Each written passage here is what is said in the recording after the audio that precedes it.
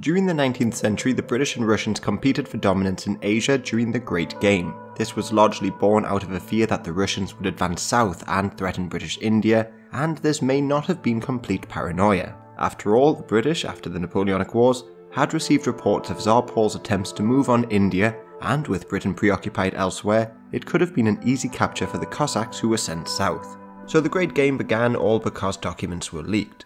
But had Paul and the Russians used private internet access, all their documents would have been safe. And the same would be true for you as well, especially for those of you who, like me, often use public Wi-Fis in airports, cafes and the likes. Now I'm sure many of you have heard of VPNs in the past, but private internet access goes one step further. They were founded back in 2010 and is the world's leading no-log VPN service. So whereas some VPNs may record some of your browsing history and the likes, private internet access will not. Also, it comes with a kill switch button, meaning you can make sure your internet will not just reconnect until a VPN server is secured. And this extra level of security is just one of the reasons it earned PC Mag Editor's Choice. Otherwise, you will have access to over 30,000 servers in 70 countries. This is ideal if you want to get access to some websites, movies and content, otherwise unavailable in your country. So you can unblock websites like Netflix or BBC. Plus, for me, I'm currently living in Turkey where PayPal and a few other websites are not available. But using this, I can just connect to a server over in Britain and I can browse as per usual. You can get it on a host of dedicated apps for Windows, Android, iOS and even things like Amazon Fire Stick and Linux. And you can use it on 10 devices at the same time. So go through my link to support my channel and get 2 years plus 3 extra months free for just $2.59 a month. And you can pay for this using a host of payment options like Bitcoin, gift cards, PayPal and the likes. But even if you have any doubts, don't worry about it. There's a 30-day money-back guarantee if it's not everything you thought it would be. So check the link in the description in the comment section below and secure yourself online.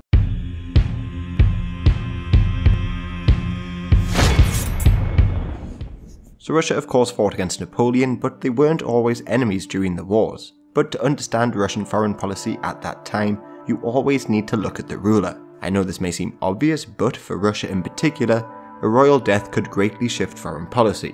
One example of this was during the 7 Years' War, and this war would highlight just how dramatic this shift could be. The Russians were driving the Prussians back, and the Prussians had lost cities like Kolberg, while Berlin was lost and retaken a couple of times. But in 1762, Empress Elizabeth died and her nephew Peter took the throne. He, however, was a great admirer of Prussia and Frederick the Great, so immediately pulled Russia out of the war and allowed Prussia not only to survive, but to win the war. So had Elizabeth survived just a couple years longer, maybe Prussia would have been split up, or left too weak to become the power they eventually became.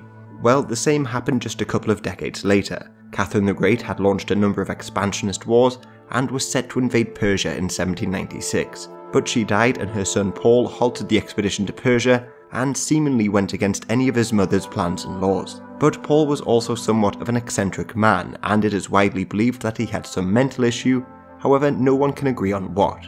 Internationally, he was unwilling initially to pursue any expansionist wars and ignored the territories that his mother had conquered. Instead, he focused on domestic issues, but weirdly, he was somewhat obsessed with bringing back the old chivalric code. So, as you'd expect, the army was seen more like toy soldiers parading every morning, and practicing little in the way of useful drills. As for the Revolutionary Wars, he of course disliked the revolutionaries, but recalled thousands of Russian soldiers that his mother had sent to aid the British. But he soon changed his mind and sent troops out to Europe when he believed that France was becoming too powerful after their conquests of Italy and the likes.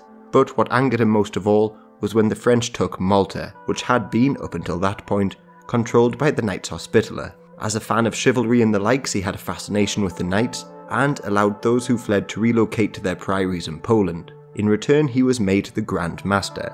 The decision to make him Grand Master was strange to everybody involved. He was, after all, an Orthodox monarch, and the knights were a Catholic order. But it did make Russia a more active participant in the wars. Meanwhile, over in Italy, the Russian and Austrian leaders fell out over what to do with the liberated regions, as Austria sought to take some land for themselves. Then, in Netherlands, the Anglo-Russian invasion of 1799 failed spectacularly, with Russia suffering by far the most casualties, as they were sometimes left abandoned by the British. With the Austro-Russian alliance now at an end, the British decided to support Austria, while the Russians became closer to the Scandinavian nations. Then Anglo-Russian relations became even worse when the British seized a Danish ship. This angered Paul so much so that he impounded all the British ships in Russia. Then the British committed the worst crime in the eyes of Paul. They retook Malta from the French, but didn't hand it immediately over to the Knights. It was simply far too strategic to be left, and this proved to be the final nail in the Anglo-Russian coffin. Paul didn't just leave the war, he completely switched sides and formed an alliance with Napoleon. And it should be said that Napoleon by now was the first consul, and ruling far more conservatively than the old revolutionaries, so an alliance with Napoleon now was a little more digestible for Paul. Together they came up with a plan on taking India, but it was largely Paul who pushed for it. Napoleon himself had sought to take India, first by taking Egypt and then onwards to Asia, but this proved to be a failure. Otherwise the Royal Navy still dominated the oceans, so really that route was cut off forever. However, marching from Russia through Central Asia and into India was still a possibility. One of the main problems, however, was that nobody actually had accurate information of the way to India via Central Asia. Nevertheless, before any real planning was done, Cossacks were dispatched south under the command of Vasily Petrovich Orlov in early 1801. Paul sent a message to Orlov saying, "The troops of all the country are light troops like you. You will therefore have over them all the advantage of your artillery. Prepare everything for this campaign. All the treasures of the Indies shall be your recompense. Such an enterprise will cover you with immediate glory." But these messages were often contradictory, as here he says the Cossacks would be free to plunder the Indians in essence, but later says, "Be sure to remember that you are only at war with the English, and the friend of all who do not give them help. On your march you will assure men of the friendship of Russia." So essentially sack Indian cities and plunder them, but also come as a liberator. They left the town of Orenburg in a particularly harsh winter. They crossed the Volga on floating ice, leaving many of their horses dead, plus they couldn't raise as many men as Paul had anticipated. However, he was not dissuaded by this. This is because he hoped as they proceeded south, local Turkmen people would join in the invasion on the promise of plunder. The plan was then to have the Cossacks wait in Central Asia, where they would be met by a number of French troops and Russian reinforcements. So this was an ambitious action, one that both leaders planned out as best they could, right down to the number of days needed. Essentially, the Russians would advance on land, while the French would sail down the Danube River on Austrian vessels. Austria, by the way, would supply the French with ships, because by this point, they had been defeated and forced to cooperate. Once the French made it into the Black Sea, Russian ships would transport them over to Russia, but Napoleon was suspicious from these plans from the start. He said, "Supposing the combined armies be reunited at Astrabad, how do you propose that it should get to India through countries almost barbarous and without any resources, having to march a distance of 300 leagues. Paul, of course, as I said before, knew very little about the route, as his maps only went as far as Khiva in Central Asia. Anything beyond that point is unclear. But Paul responded saying that caravans had traversed that route every year in 30 or 40 days, and reassured Napoleon that Nadir Shah, the old Persian ruler, had marched along the same route. In his words, "The French and Russian armies are eager for glory. They are brave, patient, and unwearied. Their courage, their perseverance, and the wisdom of their leaders will know how to surmount all obstacles. What a really Asiatic army did in 1738 and 1740, we cannot doubt that an army of French and Russians can do today." Furthermore, he instructed the French to bring a number of presents and items, again saying, "These gifts will enable these races to form the highest idea of the magnificence of French industry and power." So, similar to Napoleon's expedition to Egypt, artists, engineers and the likes would also join in. So, after very little planning, Cossacks had already started the march, and soon Russians and French would join them. Paul anticipated the whole journey would take around 80 days or so before they made it into British India. Now, the British Army only had around 160,000 regular troops at this point, most of which were of course dealing with the French in Europe. But over in India, it was the East India Company who held sway. Their armies were divided by region, like Bengal, Madras and Bombay. The Bengal army, for instance, had around 15 regiments of infantry, 3 battalions of artillery, and 10 regiments of cavalry, so these were by no means small armies. Nearly 100,000 men had, for instance, been deployed to defeat the Maratha just a decade or so earlier. However, herein lies a bit of a problem. They were governing over recently conquered people like the Maratha and the Mysore, so within the ranks of these armies, you couldn't expect a great amount of loyalty. Then if you look at the Madras army, there were numerous mutinies like at Vellore in 1806, where the mutineers killed 129 British officers and soldiers. So had the Russians and French kicked in the door, there could have been numerous mutinies and the likes. Add these mutineers to Turkmen tribesmen and veteran Napoleonic soldiers, and you may well have had a winning army. However, in Russia, especially because of these plans,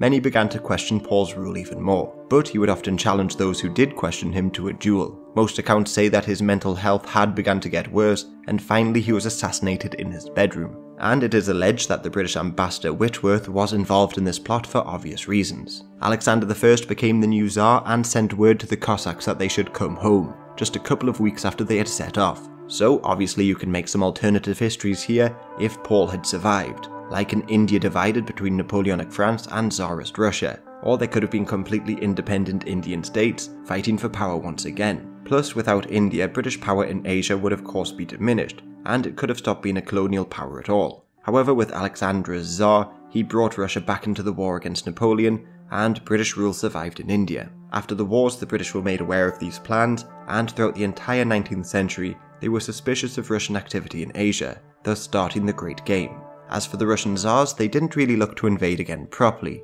despite some small theories here and there. However, when the Tsars were ousted, the Soviets looked into the possibility once again. This was part of the Kalmyk project, named after the ethnic Kalmyks of Central Asia, and again, it wasn't just a theory, they began putting plans into motion. For instance, they sent ambassadors to Afghanistan to work out an alliance with Amanullah Khan. He had just fought with the British, and the Germans had been looking to form an alliance with the Afghans and Indian nationalists to undermine the British in Asia.